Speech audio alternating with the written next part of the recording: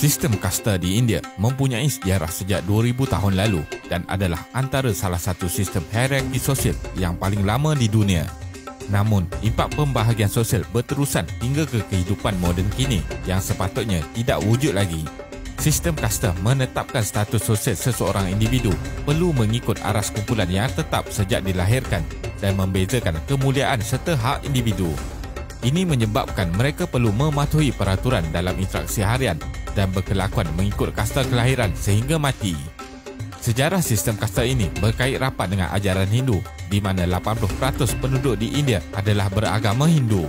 Terdapat juga pendapat dari sejarah menyatakan bahawa susunan kasta ini dibawa masuk ke India oleh bangsa Arya pada sekitar tahun 2000 hingga 1500 sebelum Masihi yang tidak mahu bercampur dengan bangsa asal berkulit gelap. Sistem kasta ini mengklasifikasikan golongan masyarakat pada 4 hierarki utama berbeza, iaitu dari perkataan Sanskrit Varnas dan terdiri daripada Brahmans, Kshatriya, Vaishya dan Shudra. Jadi, dalam video kali ini, kita akan melihat bagaimana sistem kasta di India memberi impak dalam masyarakat. Teruskan menonton. Kitab penting bagi penganut Hindu. Mengikut ajaran kitab Veda kuno mempunyai susunan sosial yang tersusun di mana individu dari kasta Brahmans dihormati sebagai mazhab tertinggi dan paling dihormati serta mempunyai tugas suci untuk memahami ilmu pengetahuan kuno. Individu tidak mempunyai hak untuk menukar kasta mereka selagi mereka itu masih dalam agama Veda. Sumber Veda awal menamakan 4 kasta utama, namun sebenarnya terdapat lagi ribuan kasta, subkasta dan masyarakat dalam masyarakat India. Manusmriti atau Manava Dharma Sastra pula ialah sebuah teks hukum atau undang-undang dalam bahasa Sanskrit kuno yang juga bermaksud undang-undang Manu yang telah wujud 1000 tahun sebelum Masihi. Kitab ini membentangkan norma-norma kehidupan dalam negeri, sosial dan agama di India yang menjadi asas kepada pemahaman masyarakat India purba.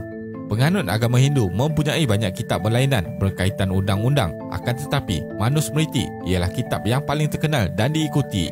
Berbeza dengan kitab Vedas, kitab undang-undang Manu ini termasuk dalam kategori akademik yang ditulis melalui pemerhatian, pengalaman, analisis dan pembelajaran dalam kitab Vedas sendiri.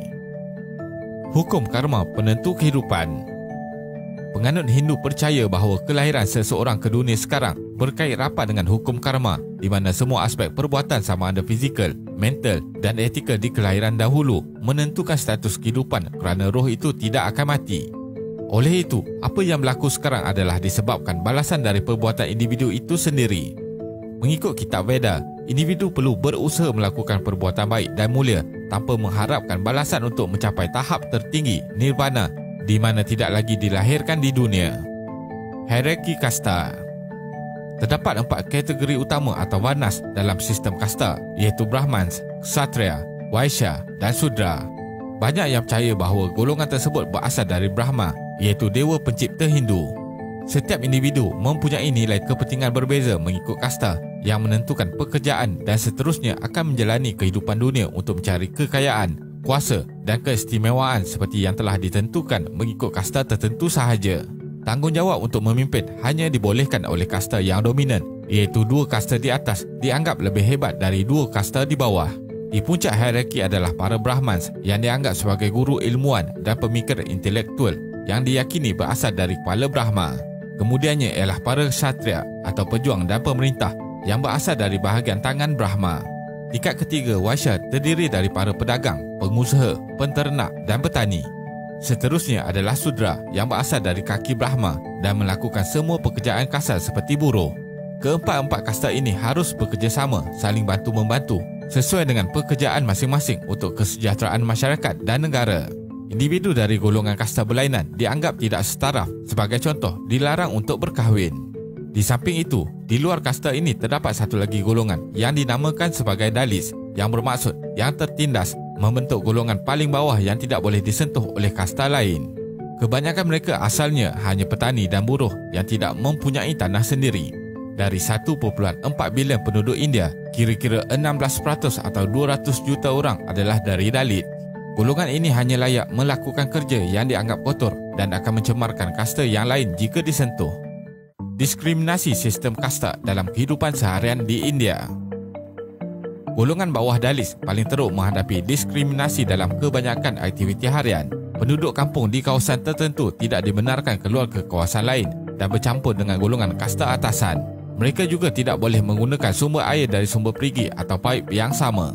Peluang pendidikan, perubatan, perumahan serta pekerjaan juga sangat terhad. Contoh penindasan yang berlaku ialah di waktu pandemik COVID-19 yang meruncing di India, golongan terendah Dalits tidak dibenarkan keluar dari kampung untuk mendapatkan khidmat kesihatan. Contohnya, 57 keluarga yang tinggal di perkampungan atas bukit di Paloma, Andhra Pradesh tidak dibenarkan sama sekali turun untuk mendapatkan bantuan makanan dan ubatan. Penindasan terhadap kaum wanita dari golongan Dalits juga tidak asing lagi di India, terutamanya di bahagian utara. Pada Oktober 2020, satu kejadian yang menimbulkan kekecohan seluruh India dan menjadi tajuk berita utama antarabangsa apabila seorang wanita berumur 19 tahun dari kasta Dalits dirogol beramai-ramai dan dibunuh oleh lelaki dari kasta kelas atasan di Uttar Pradesh.